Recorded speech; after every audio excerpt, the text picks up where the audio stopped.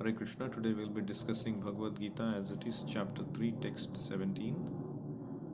Yastu atmaratireva syad atmatruptascha manavaha atmanyeva cha santushtas tasya karyam na vidyate.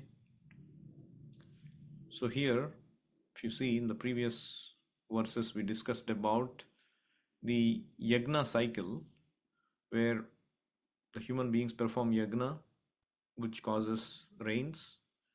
Rain produce food. Food is eaten by the humans and they perform yagna. Again rains. So the cycle happens. And Krishna mentioned that one who does not follow this process, evam pravartitam chakram, this cycle, is living a aghayuhu, is living a sinful life, is living a risky life.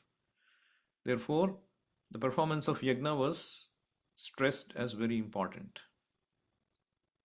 And Krishna mentioned what kind of yagnas people typically performed, which is Devata yagnas for different aspects of this cosmic manifestation, for water, for air, for fire, different yagnas were performed. But because we also discussed how in this age none of these yagnas are possible, and moreover these yagnas are meant for indirectly serving Krishna. So the only method of yagna prescribed for this age is Sankirtana yagna. Hare Krishna, Krishna Krishna, Hare Hare, Hare Rama, Rama Rama, Hare Hare. So when you perform Sankirtana yagna and serve directly Krishna, that yagna automatically includes all our obligatory yagnas for these different devatas. So now, having said that, Krishna is here in this verse saying, Yastu atmaratireva syat atmatruptyascha manavaha. So let's go back to the cycle, the yagna cycle that Krishna was indicating people needed to perform the devata yagnas, by which the devatas give rain and food comes and all of that. But there is an exception to this cycle for somebody. Who is that person who need not perform this yagna? Yastu atmaratireva syat. One who has come to the platform of atmarati. Atmarati means taking pleasure in self. Atma. We are now taking pleasure in the body, our senses. We are taking pleasure in our sense gratification in this material world, which is based on our external bodily consciousness. That's not Atmarati, that is Deharati.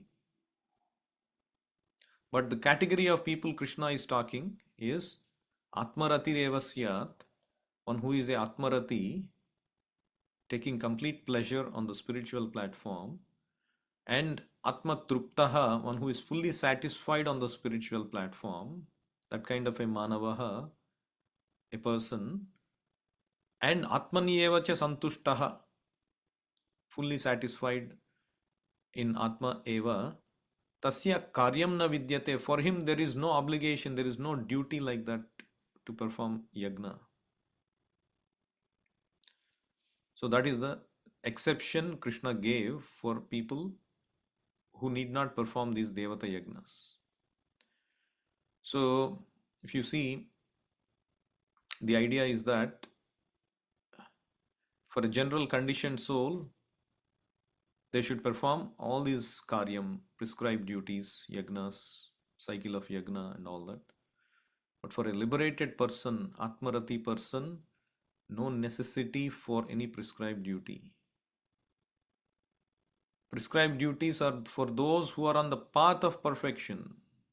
You see, the yagna is meant to reform us. We all have a tendency to commit sinful activity. But by performing yagna, the tendency is being cleansed.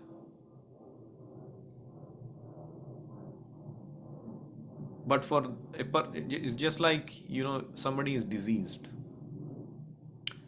You go to the doctor says you do this and this and this. Every day you have to take the medicine, you have to perform some exercise, and you have to eat certain food at prescribed intervals, and you cannot go to certain places, you cannot do certain things, certain activities. These are all prescription or prescribed duties for a diseased person, isn't it? That is called karyam. So karyam is meant for a diseased person or a person who has sinful tendencies in the heart or any every conditioned soul. But let's say if the person already became fully healthy, he never became diseased. For him, there is no need for a doctor, isn't it? There is no need for medicine, there is no need for regular intervals of only stipulated food and diet and restrictions on going to places, this place, that place, because he's already become healthy. So, like that, for a person who has already become spiritually healthy, come to the platform of Atmarati, for him there is no duty. I'd like to give this example usually. You know, people in India are very fond of cricket. So, let's say somebody has become very popular and a star player for the country. He's representing the country. For him, there is no duty, there is no need for again going back to college level cricket. There is no need to going back to domestic cricket like, Ranji Trophy or qualifications or whatever trophies there are. That is meant for those who have to come up gradually and come to the stage of representing the country. But for one who is already representing the country, he has gone through all those stages. There is no need for him to do all of that. So, this is the idea. One time during my college days, I had to visit a senior of mine. He was studying in another college. So, we were in hostel. And so, I went to see him in their hostel, but he was not in that hostel. And then I asked the warden, and they looked up their book and told, no, he's not here. He is in a separate house. So I was wondering why he is not in the hostel. He's also like not at home. He came from home and he's joining this place. But why he is not in the hostel? So I went to that home and he allowed me inside. There are 5 or 6 students like that, and they all have, one room. And in the morning time when usually they have to study, they are sleeping. And I was wondering what you are doing. You are given a special house and not in the hostel. We have to undergo a lot of regulations in the hostel. We have to come back to the hostel before 9 o'clock, and we have to sleep before 10 o'clock. We have to wake up by 4 o'clock and take bath and go and start to study. And our warden was very strict. Anybody who wouldn't wake up, he would be dealt with a lot of disciplinary measures. And here there are set of 4 or 5 students. They were sleeping late night. They were still sleeping in the morning at 8 o'clock or so when I went. And there was no regulation. What is this? And then he said, you know, we are a selected special set of students. We are being given special coaching for IIT exam, and we don't need to follow all of that. We have, all we are left to do on our own, and because we are very thorough in everything we do, we don't misutilize anything. We are given that luxury. We are given that freedom. And they are given special coaching, special food, special house, and all that. So I was wondering. So I was, when I was thinking of this verse, I was thinking there is always a special category of people who does not need to abide by certain regulations because they are at a level where they transcend these regulations. Because regulations are meant for those who are not sincere, who have that contamination in the heart, or who are conditioned, who want to perform some sinful activities. So Prabhupada nicely writes in the purport that a person who is fully Krishna conscious and is fully satisfied by his acts in Krishna consciousness no longer has any duty to perform. Due to his being Krishna conscious, all impiety within is instantly cleansed, an effect of many, many thousands of yagna performances. So, this is the power of Krishna consciousness. So, mind you, Prabhupada is talking about fully Krishna conscious. For a person who is fully in Krishna consciousness, fully satisfied by his acts in Krishna consciousness, no longer has any duty to perform. Due to his being Krishna conscious, all impiety within is instantly cleansed, which is the effect of many, many thousands of yagna performances. By such clearing of consciousness, one becomes fully confident of his eternal position in relationship with the Supreme. His duty thus becomes self illuminated by the grace of the Lord, and therefore he no longer has any obligations to the Vedic injunctions. Such a Krishna conscious person is no longer interested in material activities and no longer takes pleasure in material arrangements like wine, women, and similar infatuations. See, that person has already become freed from any of those, and he is constantly illuminated by the grace of the Lord within. The Lord is directing from within. He is in touch with the Lord. For him, there is no need to be regulated by the Vedic injunctions. So one should be still careful. Just because we take to Krishna consciousness, we are saying Sankirtana Yagna will replace the other Devata Yagnas.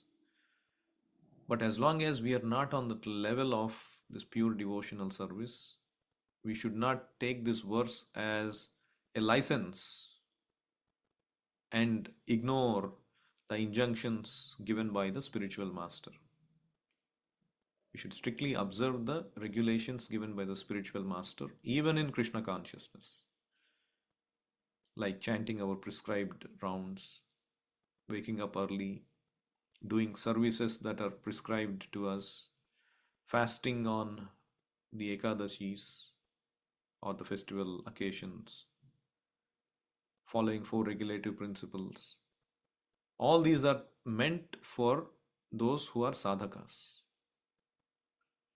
But the beauty of Krishna consciousness is the moment you surrender to a spiritual master and accept his regulations, you are exempt from the other kind of regulations like Devata Yagnas, Pitru Tarpana, Sandhya Vandana, Vedic studies, charities.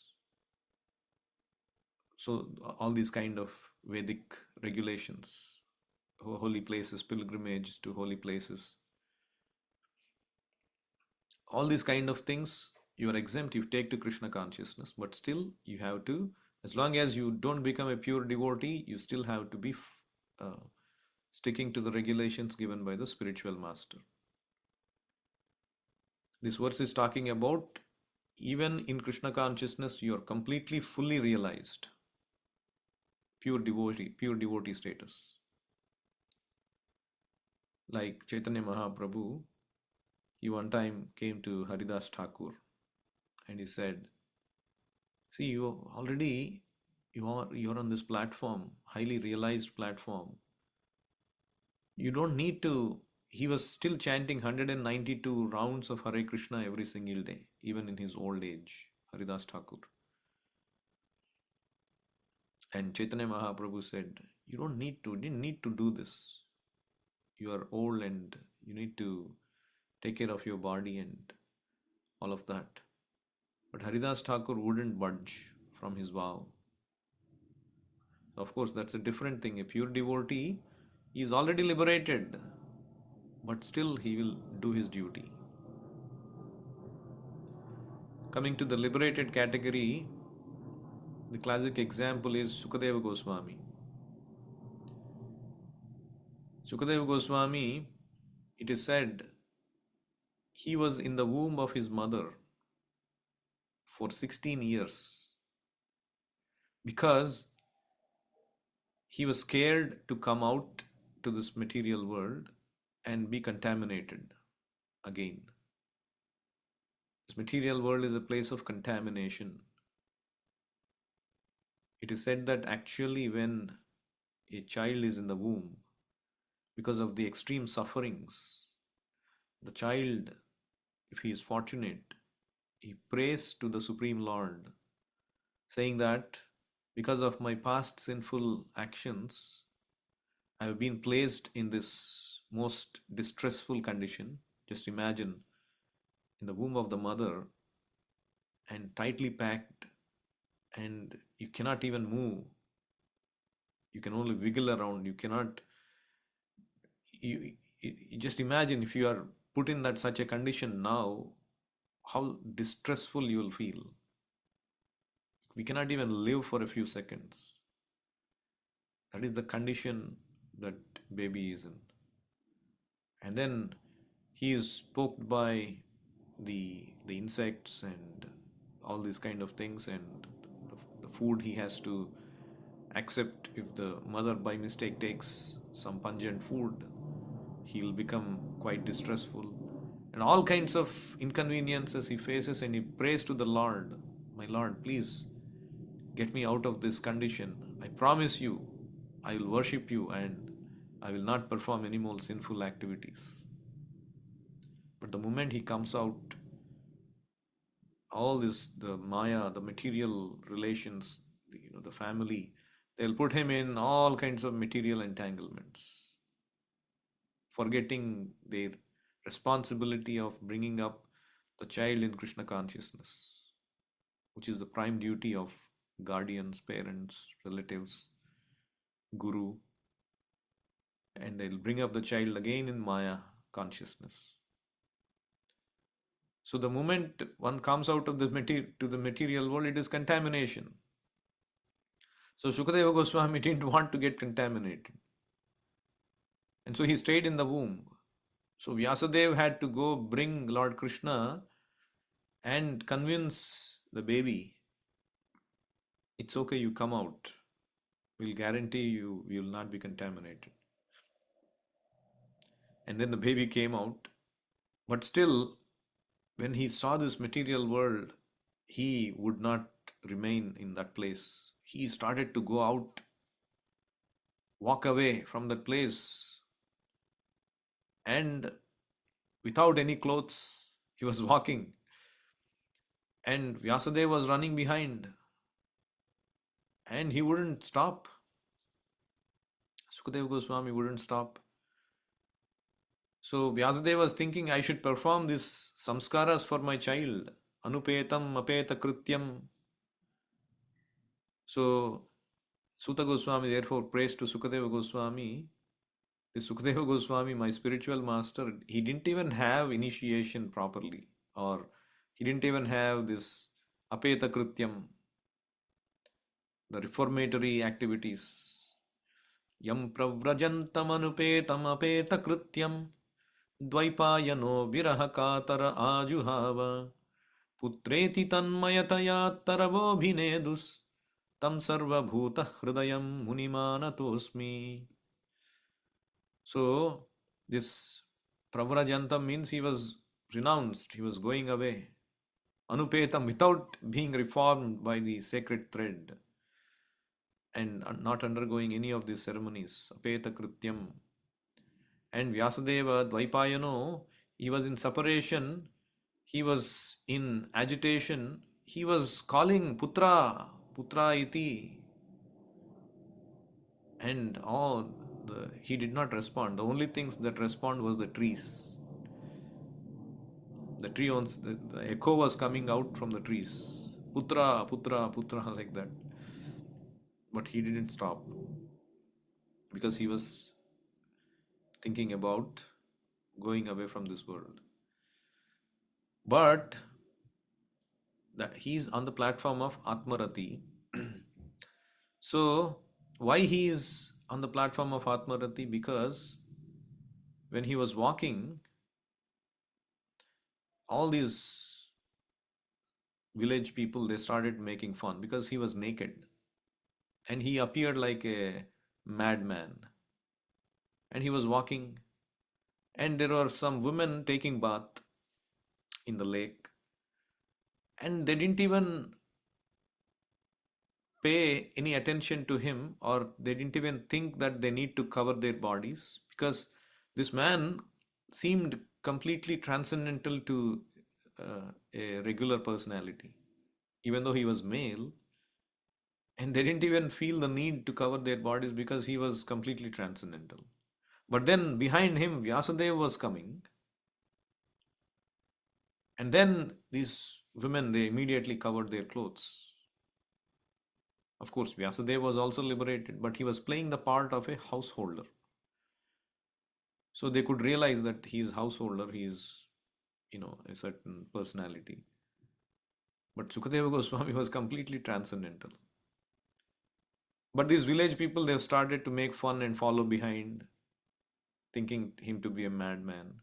But then he ended up at this place where Parikshit Maharaj was performing this yagna or performing, he knew that he was going to die in 7 days. This curse, he was cursed that he will die in 7 days, isn't it? So he was gathering all the great people and asking advice. Oh, my dear sages, what should I do? In the last 7 days of my life, I was cursed to die. Tell me what is the best thing to do. And everybody started to give their own advice on gnana, karma, yoga, all these kinds of things, austerities. They were giving the different advices. And suddenly in that assembly, Sukadeva Goswami walked fully naked. And then everybody stood up and they recognized him to be the most eminent, spiritually elevated Paramahamsa. And they started to offer respects to Sukadeva Goswami. And then the kids, the village people who were all following him from behind, they all understood the gravity of the situation and they all left and went, understanding him to be not an ordinary person. Only the sages could realize that he is not an ordinary person. And then they all agreed that he is sent by Krishna, inspired by Krishna. Sukadeva Goswami is sent to give the final verdict. What should Parikshit Maharaj do? And then he gives the verdict that he is going to recite Srimad Bhagavatam, which he had heard from his father. So when Vyasadeva was following behind Sukadeva Goswami, nothing could stop Sukadeva Goswami. So Vyasadeva recited a few verses from Bhagavatam. That attracted Sukadeva Goswami. That Sukadeva Goswami, who was not attracted by anything in this world, was attracted by Krishna. It is called Atmarati, not Deharati. He was not attached by anything of this world, but he became attracted by Krishna. That is called Atmarati. And then he came and heard Bhagavatam from Vyasadeva. And then he came to give that Bhagavatam to Parikshit Maharaj. So Sukadeva Goswami didn't need any regulation because he was on the Atmarati platform. The great personalities like that, Haridas Thakur, Sukadeva Goswami, Madhavendra Puri. Madhavendra Puri famously told, Sandhya Vandhanam Bhadramastu Bhavato Namatubhyam Namo. Like they say, oh Sandhya Vandana, I offer my respects to you. Please accept my excuse for my inability to do Sandhya Vandana 3 times a day. Oh Devatas, please accept my apologies. I am not able to worship you. Oh Pitru Tarpana, please accept my excuse for not able to do offer my Pitru Tarpana and all that ancestors' duties. Why? Because wherever I sit, I can only think of Krishna, and that is enough for me to remove all my sinful reactions. So, that is the category of people who don't need to perform regulatory duties like yajna.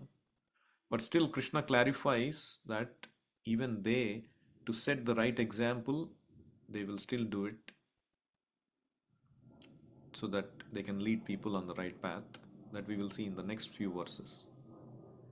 But as I said, unless you come to that platform, which is really, really high, which is an exceptional platform, even when you take to Krishna consciousness, you are still supposed to follow the regulations given by the spiritual master.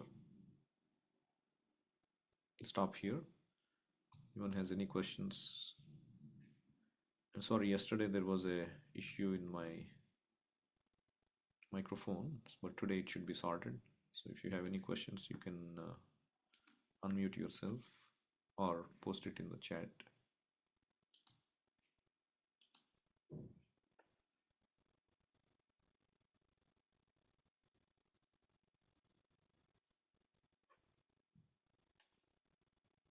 Bhagavad Gita as it is ki jai, Srila Prabhupada ki jai, Nitai Gaur Premanande, Hari Hari Bol, Hare Krishna.